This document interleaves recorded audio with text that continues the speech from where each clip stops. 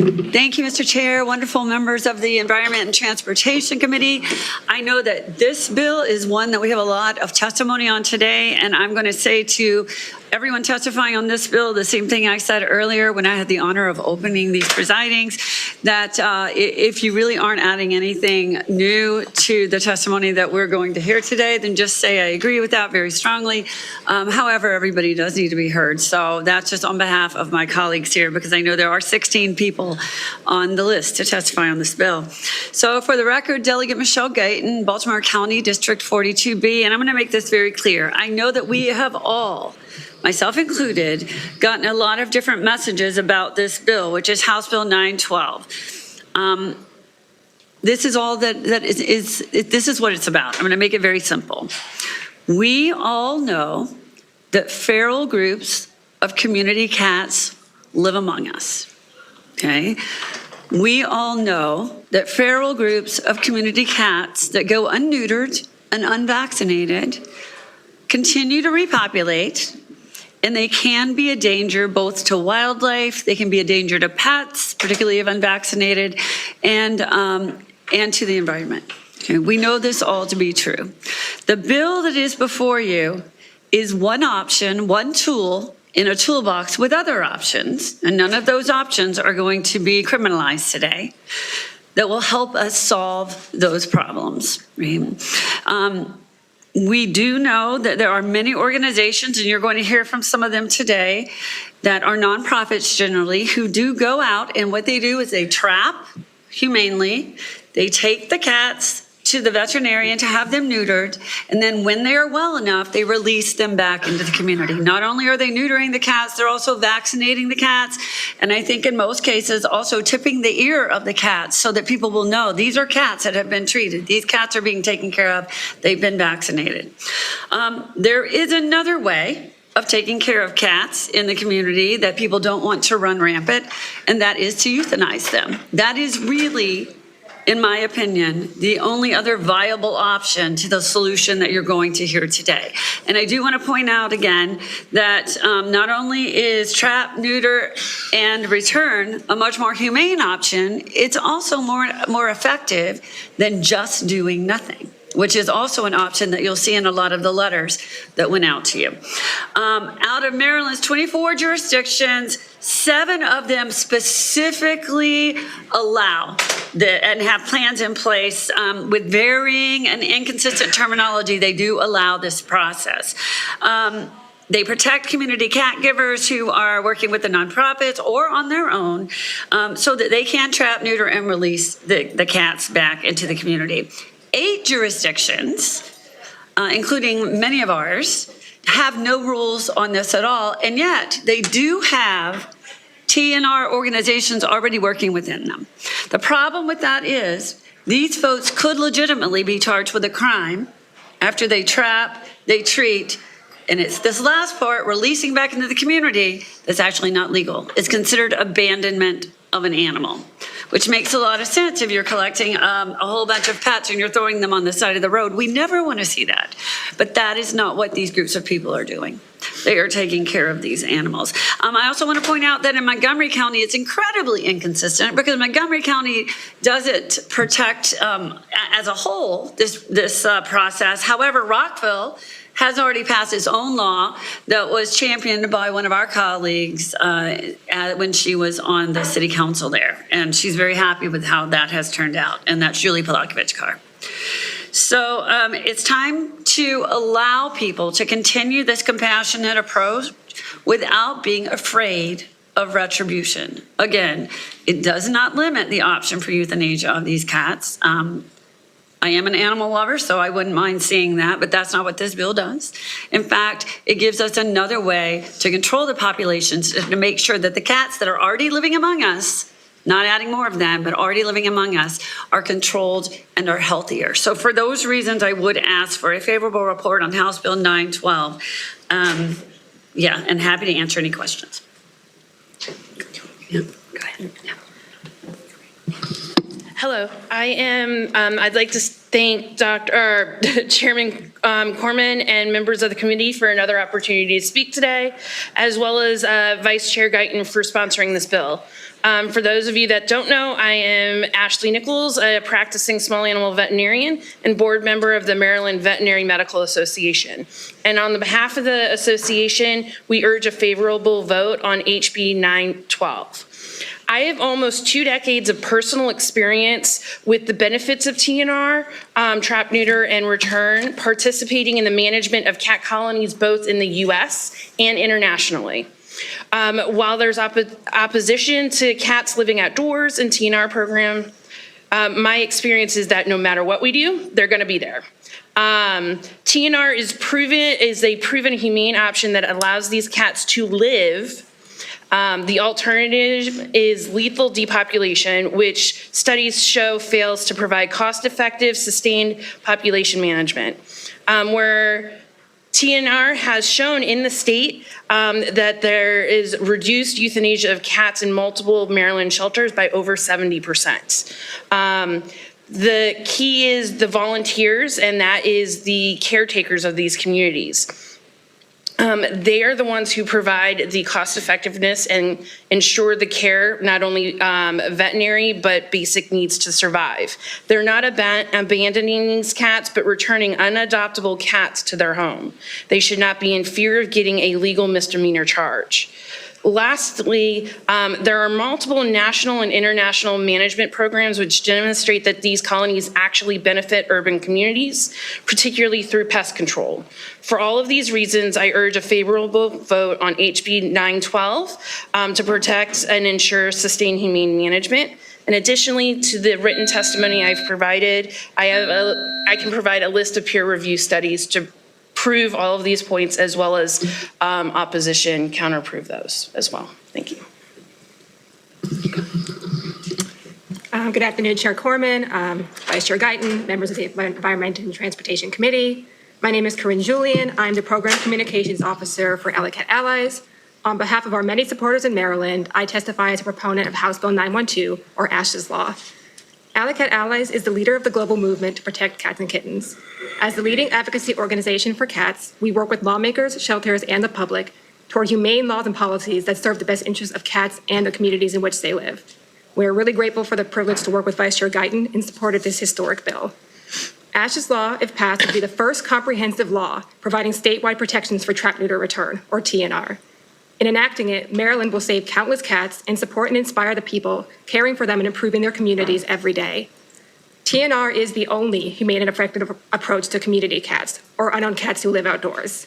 Through TNR, cats are humanely trapped, taken to a veterinarian to be spayed or neutered, vaccinated, and ear-tipped, and then they are returned to their outdoor homes. TNR is already practiced across Maryland by advocates and organizations alike. But without the protections and consistency of Ash's Law, many TNR advocates face roadblocks or could even be at risk of penalties. This is Maryland's chance to provide those protections and stand at the forefront of our nation's humane movement. Alley Cat Allies named this bill Ash's Law in honor of Ash, a beloved community cat who lived in Riverdale, Maryland.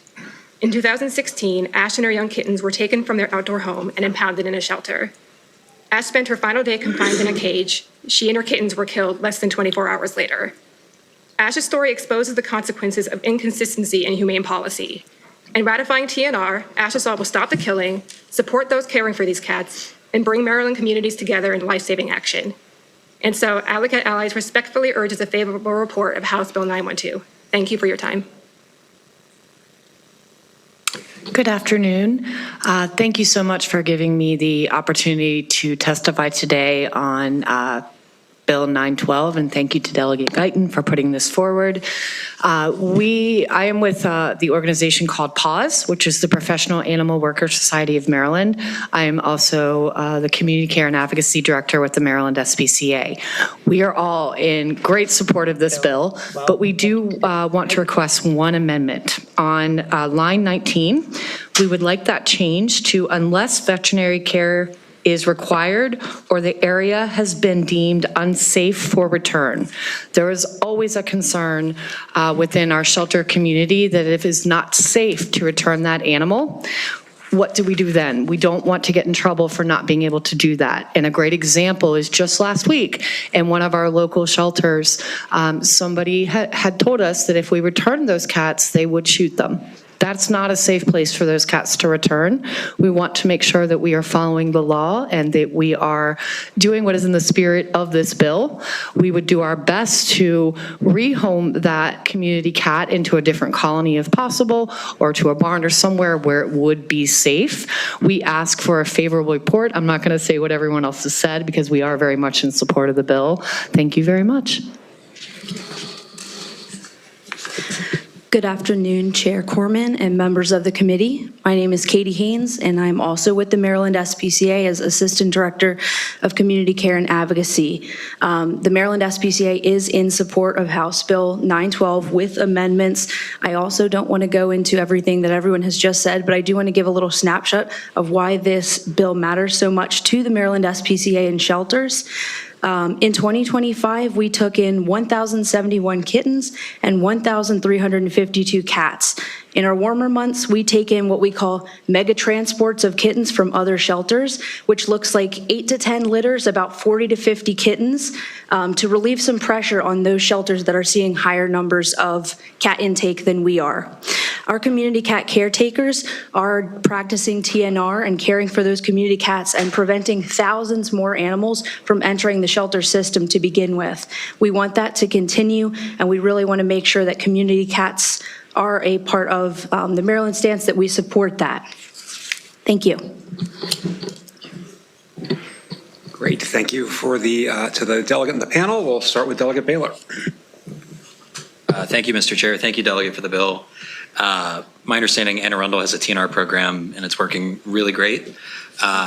And this summer, this interim, I actually had the opportunity to visit the animal control facility up in Millersville. And I think one of the things that was most astounding to me was the lack of capacity that is there and the overcrowding. And I think you just made this in your point, but I want to make it abundantly clear that programs like this help alleviate that congestion in the long run, right? Yes. Great. Thank you. Delegate Baylor. Thank you, Mr. Chair. Delegate Allen. Thank you, Mr. Chair. Delegate, thanks again for bringing this bill. I just have a clarification. Anyone who works in the shelters can kind of help, because again, just from my own understanding, and I don't think it says anything in the bill, but I understand the trapping, neutering, releasing. At what point, if any, are the animals scanned for microchips in the shelter? Every time an animal walks into our shelter, whether it be a community cat, whether it be a stray animal or an owned animal, every animal is scanned, and not actually once, about 3 times through their stay with us, so that we can ensure if even the chip moved, we are doing everything we can to find it. I also want to say that if a cat comes in through our community cat program, and this is for every shelter, and they're what we consider to be a friendly, we would keep them and place them up for adoption to find them a home. This would be specifically for community cats that unfortunately cannot be domesticated. We want them to be allowed to live out their lives where they're happy and where people are caring for them. Got it. Thank you. Right. Any additional questions? Okay, we do have a number of other witnesses. We will start with Caroline Griffin, Show Your Soft Side Inc. And also take Katie Haynes, Maryland SPCA, and Stacy Volodin from Humane World for Animals. Please go ahead. Chair Corman, members of the committee, Caroline Griffin. I am the co-founder of Show Your Soft Side. It's a nonprofit anti-cruelty campaign. We work with professional athletes and celebrities around the country to show that compassion to animals is a strength, and we support this bill.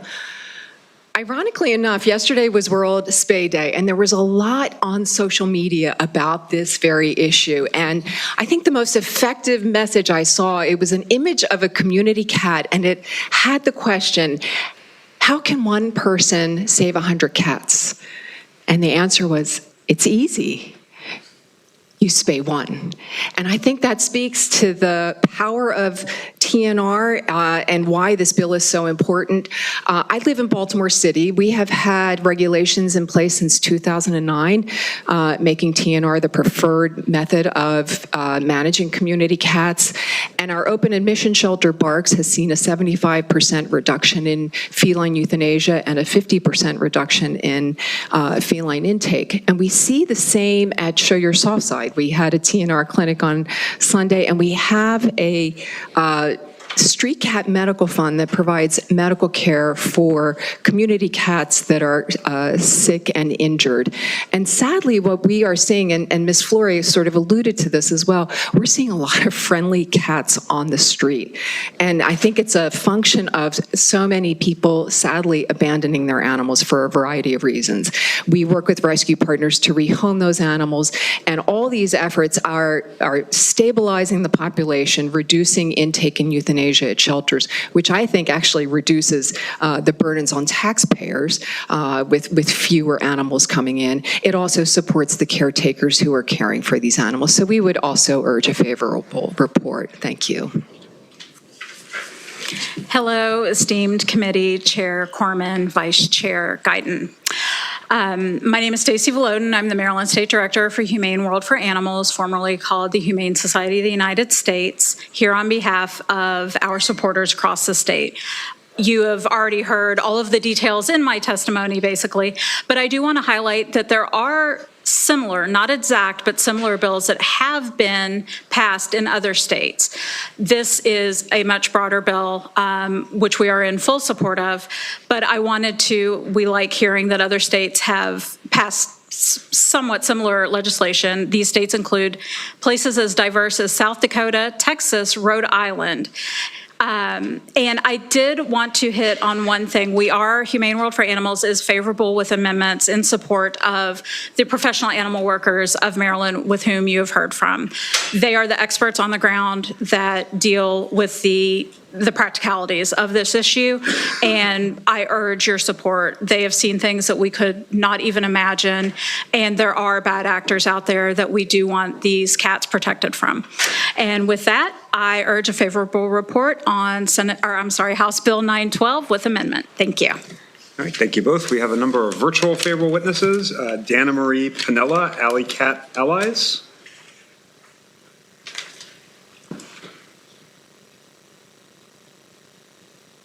Please go ahead. Thank you. Chair Corman, Vice Chair Guyton, and honorable members of the committee, my name is Dana Marie Pinella, Director of Law and Policy for Alley Cat Allies, and on behalf of our supporters in Maryland, I testify in favor of House Bill 912, known as Ash's Law. At its core, this bill clarifies that the humane trapping, sterilization, vaccination, and return of community cats to their outdoor homes is lawful statewide. This clear statutory language benefits not only caregivers, but also animal control agencies, law enforcement, and prosecutors. Uniform definitions reduce confusion and ensure consistent application of the law. Today, 6 of Maryland's counties have ordinances that explicitly permit TNR. For some of those jurisdictions, the rules are established outside of the ordinances, for example, by animal control, and those rules are not easily found. For the ones that are available, each jurisdiction has different requirements and protections for caregivers and community cats. Some require registration. Some require that caregivers who are doing a community service accept legal liability for cats they do not own, which may include the risk of prosecution. This disparity puts both caregivers and cats at unfair risk. Community cats don't recognize county boundaries, and therefore this bill ensures that humane, evidence-based practices are applied consistently across the state in a manner that ensures no advocate in Maryland faces roadblocks, citations, or other penalties for taking compassionate, beneficial action for community cats. This bill also clarifies that returning a cat to her outdoor home does not constitute criminal abandonment.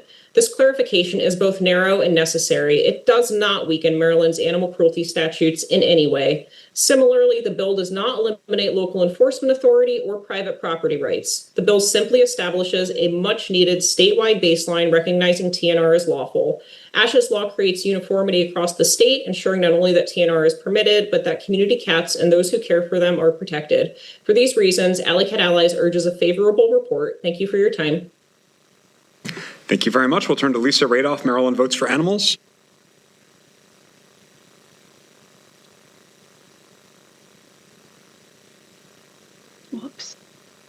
Why is this happening again? It's the second time. You're all set. Go ahead. Hang on a sec. Can you hear me?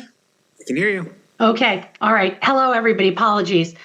Chair Corman, Vice Chair Guyton, members of the committee. My name is Lisa Radov. I'm the president and chair of Maryland Votes for Animals, here in strong support of HB 912 with an amendment. As you already heard, compelling testimony for this bill from my esteemed colleagues. Also, the shelters are boots on the ground. So we would like to see this amendment just to be used in cases that there is a possibility of the organization returning the animals to an unsafe area. The hour is late, so out of respect for what our wonderful sponsor has said, I am going to offer Mew2 testimony on this cat bill and offer a favorable report with many thanks to the committee and to our chair with that amendment. Thank you. Thank you. We'll turn to Nicole Velez.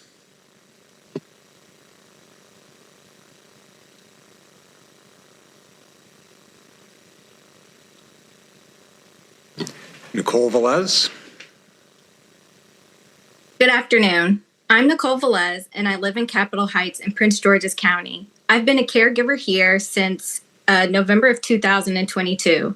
I'm here in support of HB 912, favorable with amendments, and I want to acknowledge that PG County has TMVR policies, but my experience and that of caregivers in areas like mine is proof that even when those policies exist on paper, caregivers remain vulnerable without clear enforcement standards. We're trying to care for our communities with almost no infrastructure to support us. I care for a vaccinated ear tip colony in full compliance with PG County's ordinance, making good faith adjustments beyond what's required in response to one neighbor's repeated complaints. Despite that, for over 3 years, I faced repeated complaint-driven enforcement, and each time county staff found me compliant.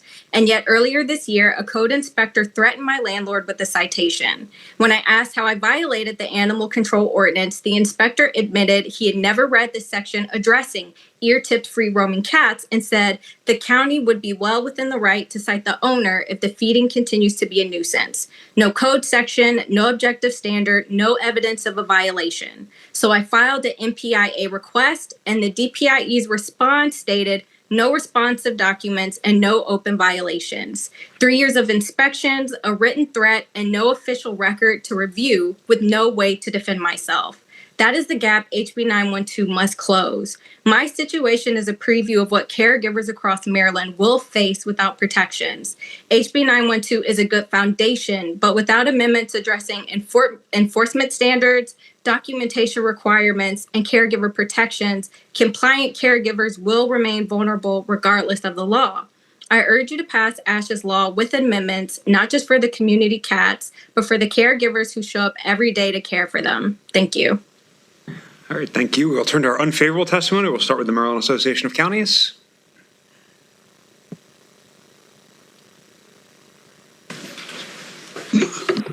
Mr. Chair, members of the committee, Don Butchko with MACO. This is the most friendly, unfavorable testimony I get the pleasure to deliver. So we have been working with the fabulous Vice Chair. We're pretty close to amendments to work out all of our concerns. So I will forward you to our written testimony, but in the interest of time, thank you. Great. We will turn to some unfavorable virtual testimony. Susan Rich.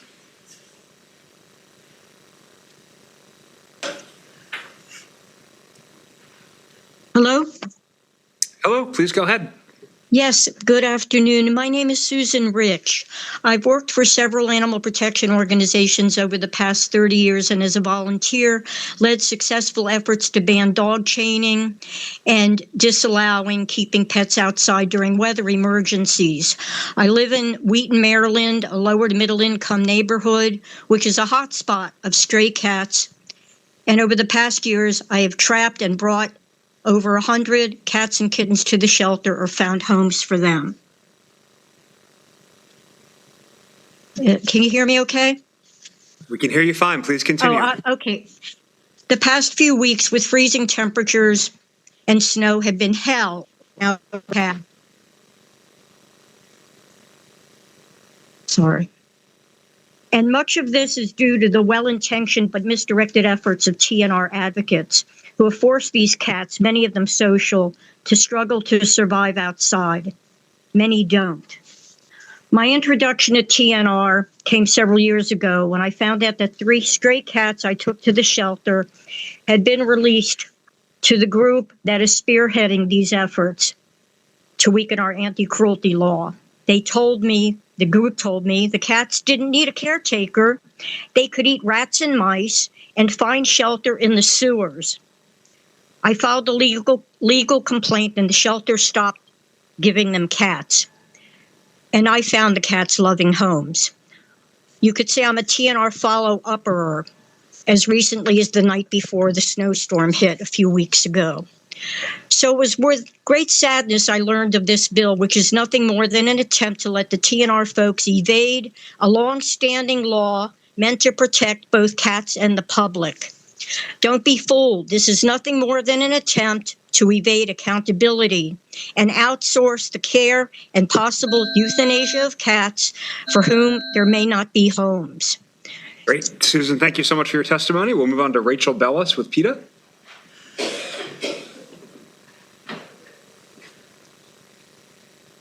Please go ahead. Good afternoon. My name is Rachel Bellis, and I'm speaking on behalf of People for the Ethical Treatment of Animals and our more than 100,000 members and supporters in Maryland to urge you to vote no on House Bill 912. If passed, HB 912 would have unintended consequences that would endanger Maryland's animal and human residents, including stripping free-roaming cats of any manner of protection from suffering, neglect, and cruelty by exempting anyone claiming to be doing trap, neuter, and release of the animals, even though they may not be, from the state's animal protection law, which prohibits animal abandonment. It also seeks to prohibit local governments from requiring basic sensible measures like registration of those claiming to be doing TNR, even if they are not, or establishing effective procedures for addressing resident complaints about roaming cats and their welfare, impact on native wildlife, and more. Several counties throughout the state require registration of cat colonies to help ensure that those who are feeding cats also provide them with minimal care, including spaying and neutering, drinkable water, needed medical care, and protection from the elements. These are reasonable requirements that aim to protect cats. It's deeply concerning that HB 912 lacks any provisions to protect the rights of private property owners, many of whom don't want cats trespassing on their land. Frustrated property owners often harm cats when their complaints fall on deaf ears. Roaming cats, including those in managed colonies across Maryland, have recently been shot with darts, arrows, and guns, and those are just a few of the cases that made media headlines. Most go unreported. Struggling native wildlife also don't stand a chance against roaming cats. Regardless of whether they are fed, cats instinctively attack and kill birds, amphibians, and other animals who are already struggling to survive. PETA is concerned about cats and wildlife alike, and we hope you'll consider wildlife too. Please review PETA's submitted letter and attachments and vote no on HB 912. Thank you. Thank you very much. We'll turn to Kathleen Michaels.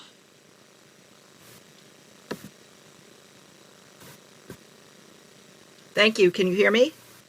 We can hear you perfectly. Please go ahead. Okay. Thank you. I'm Dr. Kathleen Michaels, speaking on behalf of both my family and my community in Montgomery County on Sligo Creek Park, and on behalf of both the cats and the wildlife in both.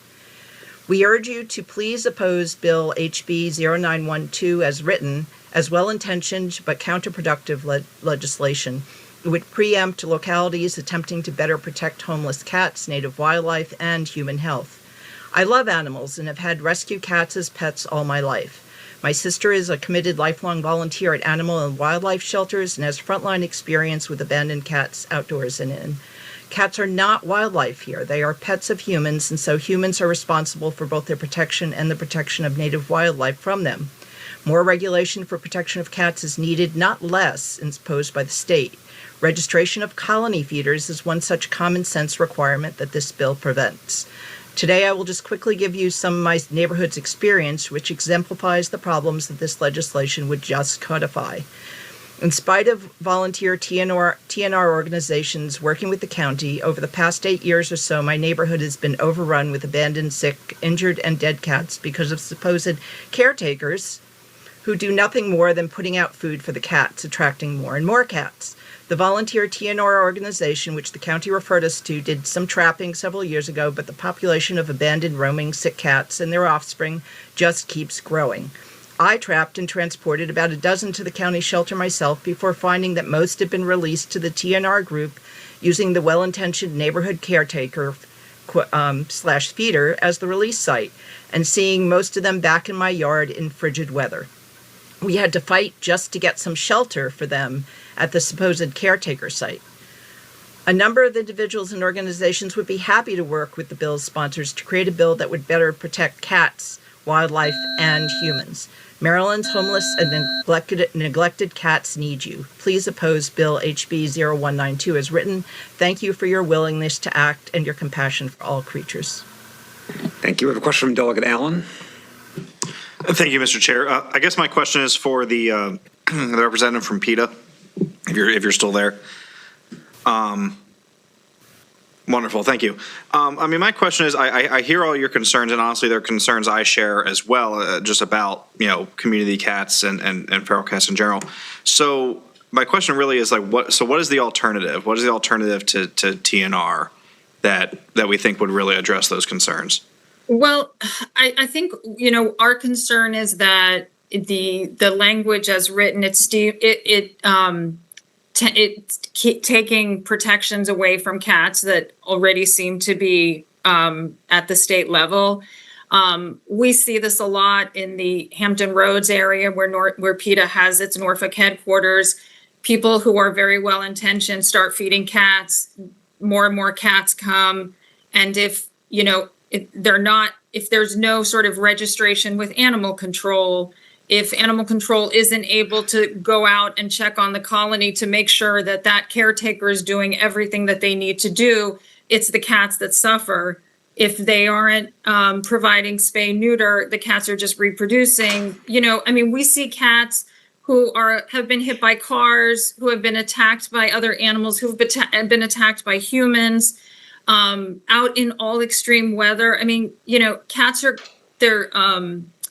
they're domestic animals. They rely on us for everything, and leaving them outside is really not the answer. We believe in robust spay neuter programs. Nobody wants to euthanize, but so we spay and neuter animals and cats from TNR programs, and we work with those caretakers. But stripping cats from their protections, like the little protections that they already have, is really not the way. And it also gives shelters an excuse to turn cats away. That if they're just saying, well, let the cat colony caretakers handle them, the shelter, could turn them away, and then they're not getting the care that they deserve. So your issues are more with the execution or the text of the bill and less with TNR as a practice? PETA does not support trap neuter release or trap neuter return. We work with people who do TNR, but it's not something that we support because we believe that cats belong indoors with their families, where they are the safest and most, where they're protected and the safest, and where they're going to be the happiest. Cats are not happy living outdoors. They're fearful of people, they're fearful of the weather, cars coming in and out. What we have seen from cats who live outdoors, it's not humane. And like I said, nobody wants to euthanize, but it is the world that we live in where we have an overpopulation crisis. And we do believe in humane euthanasia when necessary. Okay, thank you. Thank you. Question from Delegate Odom. Yes, thank you, Mr. Chair. I'm a little confused, and hearing both the testimony for and against this, and I want to clarify in my mind if I understand it correctly. But the bill itself certainly is for the protection of the animal. However, the thrust of the bill, if I'm correct, is to eliminate fear of any, community caretaker. In other words, they'll be able to do the trap, neuter, and release without fear of violating any law. And so, therefore, and I'm hearing both sides of this, so it just kind of confuses me, because I think when I look at the fact that we don't want to have a person that's attempting to do what they consider is a good deed, and it's not illegal, correct? Because right now, it's not illegal to, without this bill, to actually, May I answer? It is illegal. currently, it is All illegal. right, so Delegate Odom, appreciate you have questions for the sponsor. Sponsors panel's passed. Okay, So if you I'm have a sorry. question for the opponents, we can ask them. Otherwise, I'm pretty sure you know how to reach the vice chair and she knows how to reach you. So you guys should definitely connect. Delegate Bailey, you have a question for people who are still panelists? Yeah. Great, go ahead.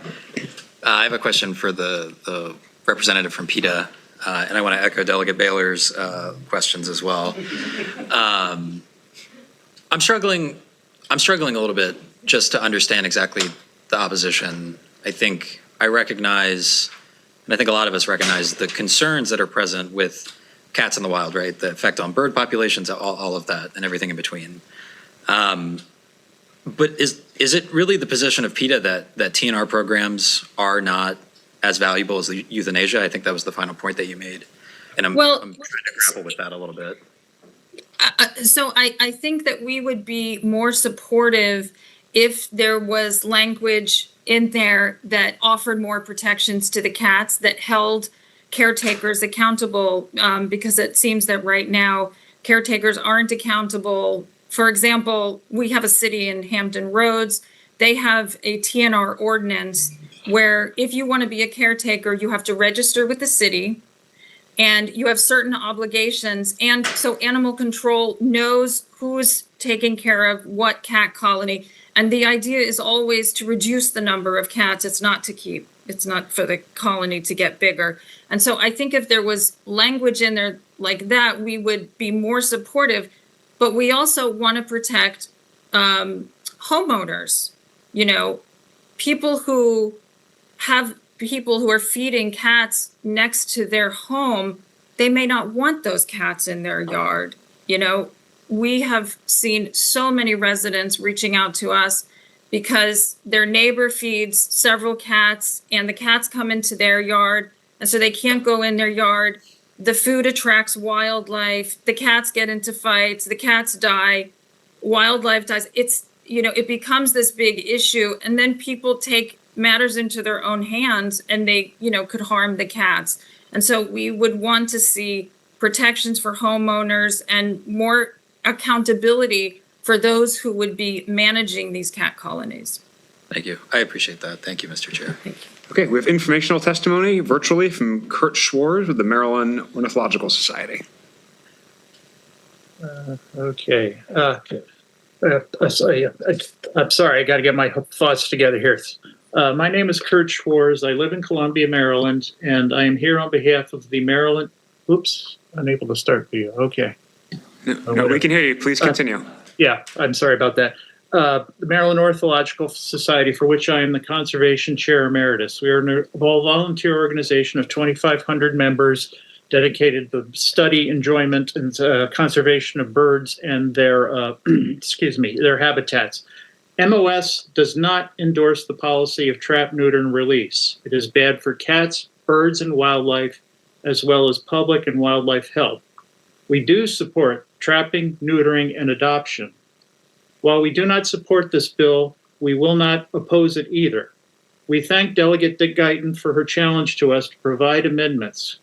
Consequently, to address the impacts of TNR colonies on birds and wildlife, as well as the impacts on public and wildlife health, we have provided written testimony a list of amendments that would put those concerns to rest. We are not legislators, so they may not be very polished, but we do ask that you consider them and hopefully adopt them to preserve our birds and wildlife populations while also improving public and wildlife health. Thank you for your attention.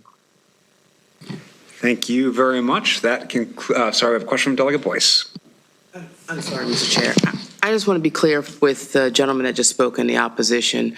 What I'm hearing is that I find that cats are probably one of the last of many animals that aren't fully domesticated, and they can survive on their own outside. So I think what I'm hearing from the opposition and Mr.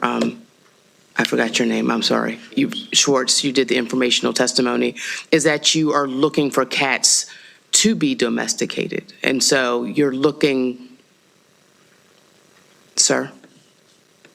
I'm not quite sure I understand your question, ma'am. So, I mean, the rub seems to be that we don't want these cats to go back to essentially where they came back from, which was outside. We would rather have them, quote unquote, adopted and put in a home, but they came from outside, so they've been surviving.